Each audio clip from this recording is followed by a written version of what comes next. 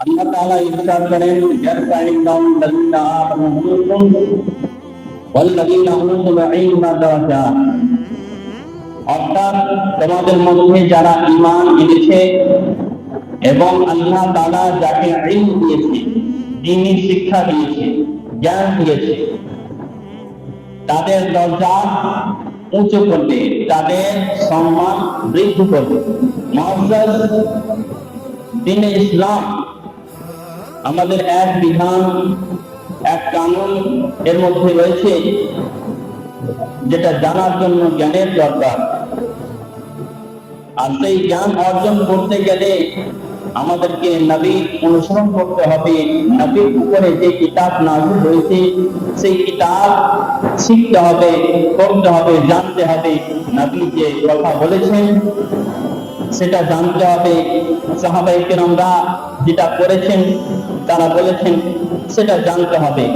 এই সব জানাকেই বলে দ্বীনি শিক্ষা, দ্বীনি জ্ঞান অর্জন করা। ইসলামে আসার পরে বা মুসলমানের পরে যেটা আমাদের করণীয়, আল্লাহ তাআলার ইবাদত, সেই ইবাদতের জন্য ইলমের প্রয়োজন। আর যখন ইলম অর্জন হয়ে যাবে, শিক্ষা অর্জন হয়ে যাবে, তো নবী পাক সাল্লাল্লাহু তাআলা আলাইহি ওয়াসাল্লাম ইরশাদ করেন, ফাকিহুন ওয়াহিদুন আশাদ্দু আলা শাইতানি মিন আলফি আবদিন। একজন দ্বীনি ফকিহ, একজন দ্বীনি আলিম, একজন দ্বীনি জ্ঞানী যে দ্বীনি শিক্ষা অর্জন করেছে, সে জানে কোনটা জায়েজ কোনটা না জায়েজ। সে জানে তখন শয়তানের ওয়াসওয়াসা হয়ে থাকে এবং তখন নফসের ওয়াসওয়াসা হয়ে থাকে, নফসের চাহাত হতে থাকে। সে জানে নফসকে কন্ট্রোল করার পদ্ধতি। এক কথায় দ্বীনি ফকিহ, আল্লাহ তাআলা যাকে ফকিহ বানিয়েছেন, ওই ফকিহ শয়তানের উপরে এতটাই ভারী যতটা 1000 আল্লাহ তাআলার ইবাদত গুজার তার উপরে ভারী, বরং তার চাইতেও বেশি। আশাদ্দু আলা শাইতানি মিন আলফি আবদিন।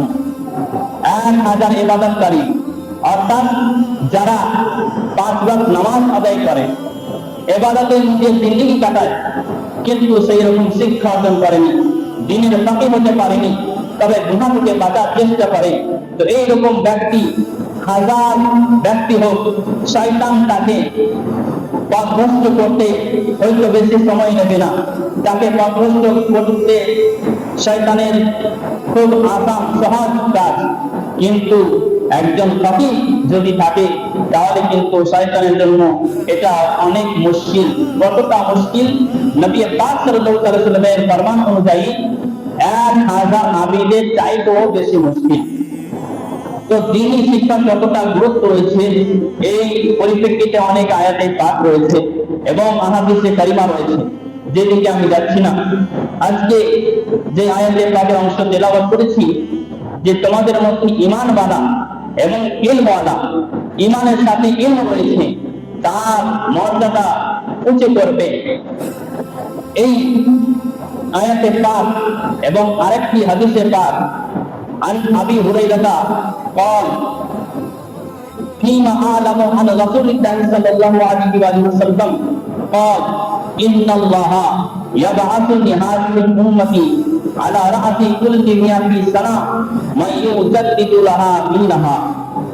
অর্থাৎ হযরত আবু হুরায়রা রাদিয়াল্লাহু তাআলা আনহু ইরশাদ করেন, নবী পাক সাল্লাল্লাহু আলাইহি ওয়াসাল্লাম থেকে আমি যা কিছু শুনেছি, তার মধ্যে একটি কথা হচ্ছে এটা, যে নবী পাক সাল্লাল্লাহু আলাইহি ওয়াসাল্লাম ইরশাদ করেন, নিশ্চয় আল্লাহ তাআলা এই পৃথিবীর বুকে, দুনিয়ার বুকে 1 শতাব্দীর পরে, 100 বছর পরে পরে এমন একজন দ্বীনের ফকিহ পাঠাবেন, দ্বীনের জ্ঞানী পাঠাবেন, নিজের মাহবুব পাঠাবেন, নিজের পছন্দনীয় বান্দা পাঠাবেন, মাইয়ুজাদ্দিদু লাহা দীনাহা, যিনি দ্বীনের এমন ভাবে কাজ করবেন যেন তিনি নতুন করে বুনিয়াদ রেখে দিয়েছেন, নতুন করে একটা ইমারত তৈরি করে দিয়েছেন, নতুন করে একটা দ্বীনের বিল্ডিং তৈরি করে দিয়েছেন। এইরকম সে কাজ করবে।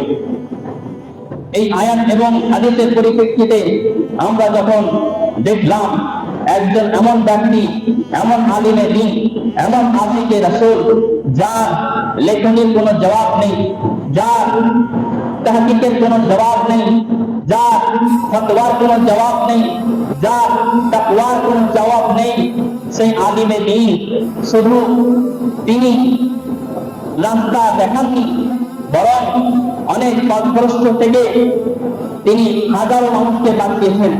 শুধু তাই নয়, তিনি মুসলমানও করিয়েছেন। এমনকি দুইজন ইংরেজ ব্যক্তি তার সামনে সম্মুখীন হলো এবং তাকে বলতে লাগলো যে একটা মসলা আপনাকে হাল করে দিতে হবে, একটা কথা আপনাকে বাস্তবে বর্ণনা করে দিতে হবে, দেখিয়ে দিতে হবে। বললেন কি জিনিস বলো? তো তারা বলল, এক হাদিস আমরা শুনেছি, ওলামা উম্মতি কাআমবিয়া বানি ইসরাঈল। নবী পাক সাল্লাল্লাহু আলাইহি ওয়াসাল্লাম ইরশাদ করেছেন যে আমার উম্মতের ওলামা, আলিম সম্প্রদায়, আলিমে রাব্বানী যারা, তারা আম্বিয়া কিরামের নবীদের মতো। সুবহানাল্লাহ। তো এই হাদিস শরীফ যে আমরা শুনেছি, তুমি তো একজন আলিম। বনি ইসরাঈলের মধ্যে যারা নবী ছিলেন তারা তো জানোয়ারের কথাও বুঝে নিতেন, জানোয়ারের কথাও জেনে নিতেন। তুমি তো একজন উম্মতে মুস্তাফার মধ্যে যোগ্য আলিম, বিখ্যাত আলিম। বলো তো তুমি কি এরকম কাজ করতে পারবে? পাশে একজন মানুষ ছিল, সে আসমানের দিকে দেখলো, দুইটি পরিন্দা, দুইটি পাখি উপর দিয়ে উড়ে যাচ্ছে, একটি আগে রয়েছে, একটি পিছনে রয়েছে। ওই ব্যক্তি চট করে বলতে লাগলো, হে আলিমে দ্বীন, বলুন তো আসমানের দিকে দেখুন। দেখলেন এই আসমানে দুইটি পাখি রয়েছে, বলুন তো তারা কি বলা বলি করছে, কি কথা বলছে, কি কথোপকথন তাদের মধ্যে হচ্ছে। ওই আলিমে দ্বীন আশিকে রাসূল মাযরাত পেশ করলেন, ক্ষমা চাইলেন, আমাকে এরকম প্রশ্ন করলো না, অন্য কিছু জিজ্ঞাসা করো। বলে না, আপনাকে বলেই দিতে হবে। যখন বারে বারে তারা রিকোয়েস্ট করতে লাগলো, বারে বারে বলতে লাগলো, বলতেই হবে আপনাকে, নচেত ওই হাদিসে পাক আমরা মানবো না। যখন এই কথা বলা, তিনি মুখ খুললেন, বলতে লাগলেন যে পাখিটি আগে আগে যাচ্ছে এবং যে পাখিটি পিছনে পিছনে পিছনে যাচ্ছে, তাদের মধ্যে এরকম কথা হচ্ছে। পিছন পাখিটাকে বলছে, তুমি আমার সাথে কেন যাচ্ছ না? তো ওই পিছন পাখিটা বলছে যে আমার পায়ে একটু কাঁটার আঘাত লেগে গেছে, আমার পা জখম হয়ে গিয়েছে, আমি সঠিকভাবে উঠতে পারছি না, কষ্ট করে উঠছি, এই জন্য আমি আস্তে আস্তে উঠতে পারবো। আগের পাখিটি বলল, ঠিক আছে, তুমি এরকম করেই আসো, আর আমি তোমার সাথে সাথেই থাকবো। এই কথা বলার পরে একজন ইংরেজ ব্যক্তি, তাদের হাতে হাতিয়ার ছিল, পিস্তল ছিল, রাইফেল ছিল, সঙ্গে সঙ্গে একটা গোলে মেরে দিল, আর ওই পিছন পাখিটা পড়ে গেল। পড়ে যাওয়ার পরে তাকে ভালো করে দেখতে লাগলো, ঠিক যে রকম ওই আশিকে রাসূল বলেছিলেন, ওই আলিমে দ্বীন বলেছিলেন যে পায়ে আঘাত রয়েছে, সেই পায়ের আঘাত অর্থাৎ পায়ের মধ্যে কাঁটা চুভা, কাঁটা গলে যাওয়ার একটা জখম দেখা দিয়েছে। যখনই দেখলো, ভালো করে দেখার পরে তারা সঙ্গে সঙ্গে আত্মসমর্পণ করলো। সঠিক, আমরা হাদিসে পাক মেনে গেলাম, আজকে আমরা প্রত্যক্ষে দেখে নিলাম আপনি আমাদেরকে মুসলমান করেছেন। সেই আলিমে দ্বীন কে ছিলেন? সেই আশিকে রাসূল কে ছিলেন? সেই একজন বিখ্যাত আলিমে দ্বীন, যার নাম শুধু হিন্দুস্তানে নয়, বাঙ্গালে নয়, বিহারে নয়, শুধু ইন্ডিয়াতে নয়, আফ্রিকার মানুষ তার দিবানা, লন্ডনের মানুষ তার দিবানা, পাকিস্তানের মানুষ তার দিবানা, বাংলাদেশের মানুষ তার দিবানা। তার নাম হচ্ছে, তার নাম হলো ইমাম মুহাম্মদ রেজা খান বরেলভী রাহমাতুল্লাহ তাআলা আলাইহি, যাকে আলা হযরত বলা হয়। মুআজ্জাজ ইনার কারামাত বলতে গেলে শুধু কারামাত নয়, বরং তার জীবন কাহিনী শুরু করতে গেলে এক একটা বিষয় টপিকে 1 ঘন্টা করে বক্তব্য দেওয়া হবে।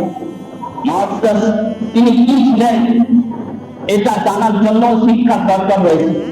যে যতটা জ্ঞানী রয়েছে সে ততটাই তাকে বেশি ভালোবাসে, কারণ তার পরিজ্ঞান জ্ঞানের সাথে সম্পর্কিত। মুআজ্জাজ তিনি কতটা কাজ করেছেন, কতটা ইংরেজদের জামানা, ইংরেজদের হুকুমত এই ভারতবর্ষে ছিল, তারা হুকুমত নিয়েছিল মুসলমানদের তরফ থেকেই। মুসলমানের থেকেই তারা ছিনিয়ে নিয়েছিল এবং তারা জানতো এটা যে মুসলমান যদি একজোট হয়ে থাকে তাহলে কোন দুনিয়ার এমন শক্তি নেই যে তাদেরকে হার মানাবে, কোন এমন বস্তু নেই যে তাদেরকে পিছিয়ে দিবে। হ্যাঁ, তারা যদি একজোট হয়ে না থাকে, তাদের মধ্যে যদি বিভ্রান্তি সৃষ্টি করে দেওয়া হয়, তাদের মধ্যে যদি দল গ্রুপ তৈরি করে দেওয়া হয়, তাহলে কিন্তু তারা একেবারে বেকার হয়ে যাবে, তাদের কোনো শক্তি থাকবে না। এই নিয়ে তারা চিন্তা করে করে হযরত খাজরাত খায়রাবাদীকে চুনল। তিনি সেই যুগে খুব বড় ধরনের আল্লাহর ওলি এবং আলিমে দ্বীন ছিলেন। তার কাছে ইংরেজরা সুপারিশ করত যে আপনি যা চান তাই দেব, আপনার মৃত্যু পর্যন্ত সমস্ত দায়িত্ব আমাদের, কিন্তু একটা কাজ করতে হবে, একটা কথা মেনে নিতে হবে, যা আমরা বলবো সেই মোতাবেক আপনাকে উপদেশ দিতে হবে, সেই মোতাবেক আপনাকে কিতাব লিখতে হবে। হযরত খাজরাত খায়রাবাদী রাহমাতুল্লাহি তাআলা আলাইহি তিনি আগে থেকে জানতেন যে এই ইংরেজরা আমার নবীর দুশমন, উম্মতে মুস্তাফার দুশমন, এবং তারা কেমন সেটা ভালো করেই জানতেন। তিনি বললেন, আমাকে যা করতে হয় করবো, কিন্তু তোমাদের গোলামি করবো না। সঙ্গে সঙ্গে তাকে জেলে পাঠিয়ে দেওয়া হবে, তাদের মোকাবিল করতে গেলে জেল যেতে হবে।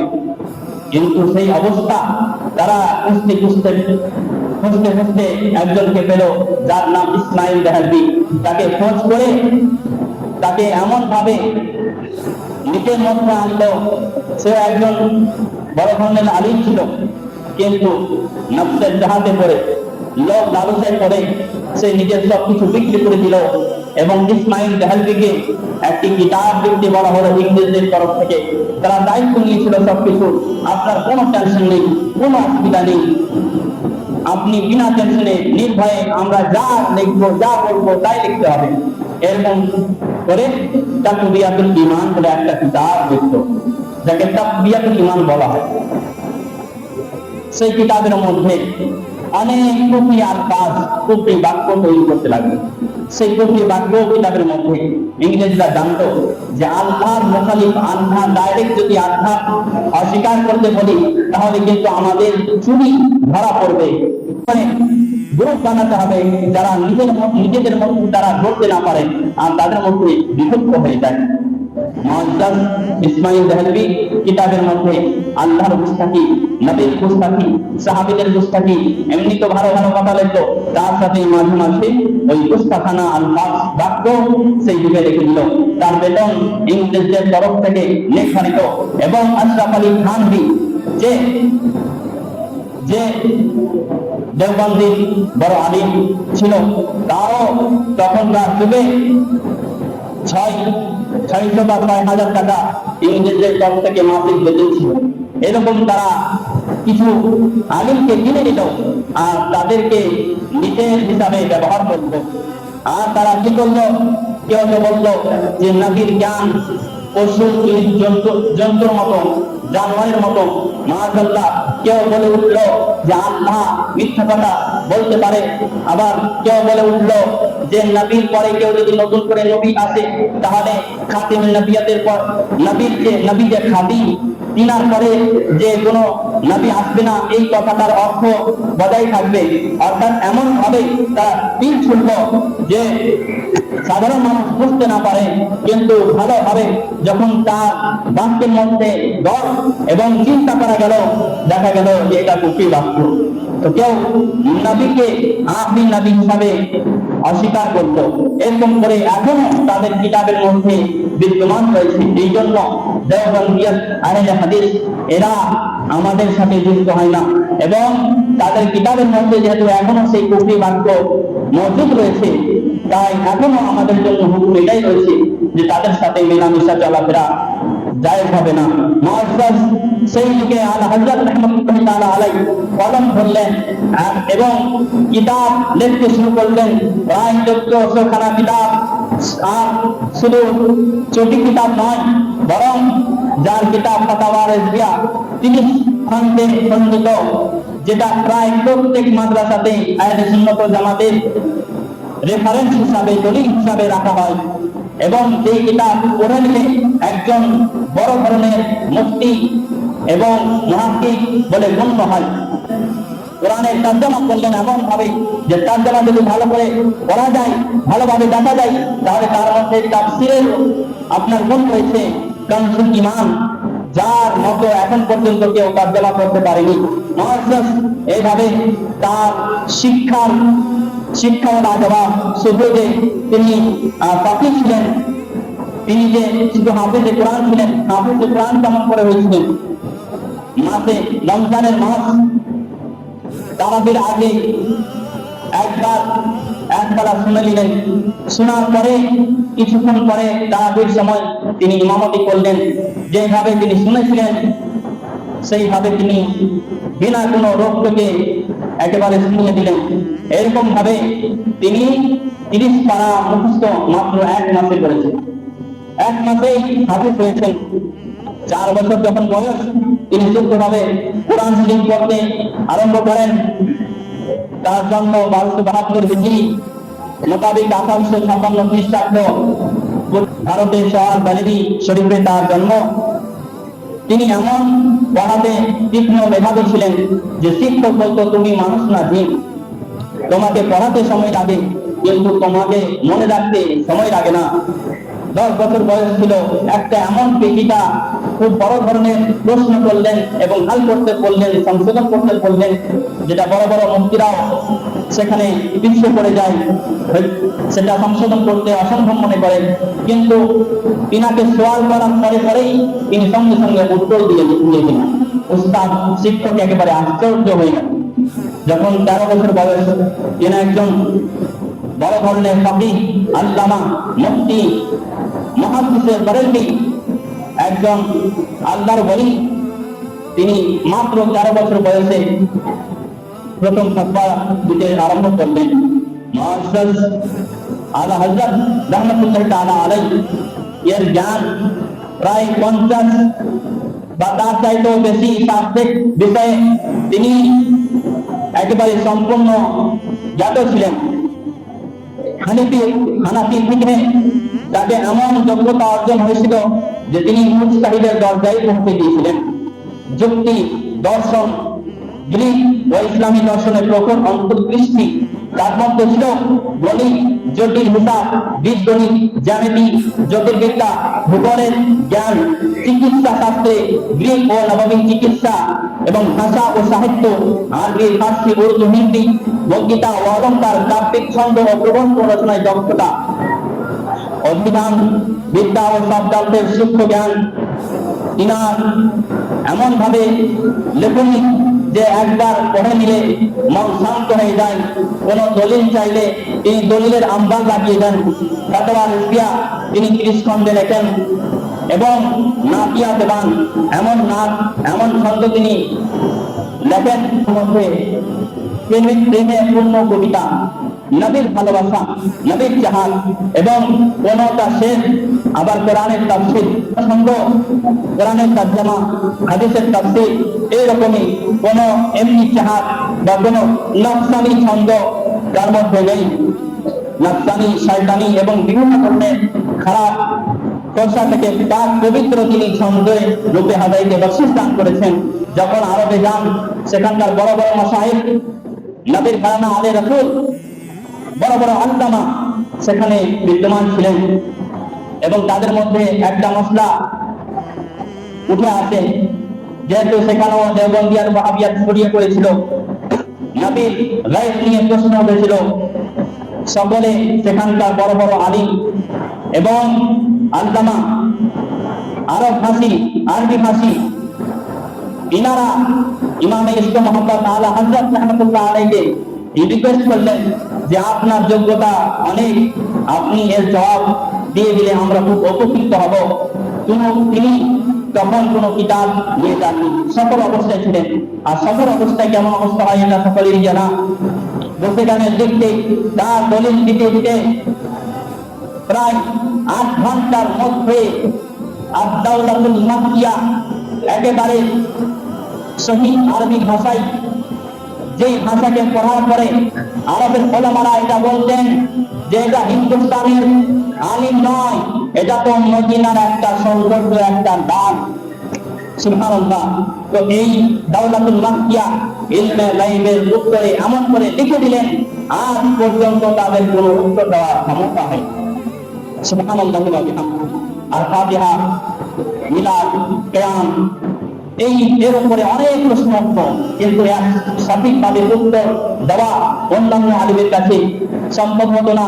তিনি এমন ভাবে দলিল দিয়ে গেছেন এবং জায়েজ করার দিয়ে গেছেন কোন কাজ মুস্তাহাব, যে তার উত্তর এখন পর্যন্ত তারা দিতে পারেনি। তো এই কাজ করে, এরকম কাজ করে তিনি আমাদের ঈমানকে বাঁচিয়েছেন, পথভ্রষ্ট হওয়া থেকে বাঁচিয়েছেন। এবং অনেক, শুধু আম মানুষ নয়, অনেক ওলামায়ে কেরাম, অনেক হুফাজে কেরাম, অনেক জ্ঞানী গুণী এবং সাধারণ সবাই তার লেখনী থেকে উপকৃত, শুরু থেকে হয়ে আসছে, এখন পর্যন্ত হয়ে যাচ্ছে। মুআজ্জাজ তিনি শুধু লেখনী তারা নন, বরং তিনি নিজের বাস্তবায়ন রূপে, নিজের জীবদ্দশায় চলাফেরার মাধ্যমে, নিজের বাস্তব আচরণের মাধ্যমে শিখিয়ে গেছেন যে নবীর ভালোবাসা কেমন। যে ট্রেন থেকে তিনি নামাজ শুরু করেছিলেন, আর সেই অবস্থায় ড্রাইভার, আপনার ট্রেন চালক ট্রেন আরম্ভ শুরু করতে লাগলো, কিন্তু শুরু হলো না। নামাজ শেষ করে যখন ট্রেনে উঠলেন, অটোমেটিক ট্রেন চলতে আরম্ভ করলো। মুআজ্জাজ কারামত হিসাবে এটাও বলা যায় যে তিনি জীবদ্দশায়, অর্থাৎ নিজের জাগ্রত অবস্থায়, নিজের সচক্ষে নবী পাক সাল্লাল্লাহু আলাইহি ওয়াসাল্লাম দিদার করেছেন।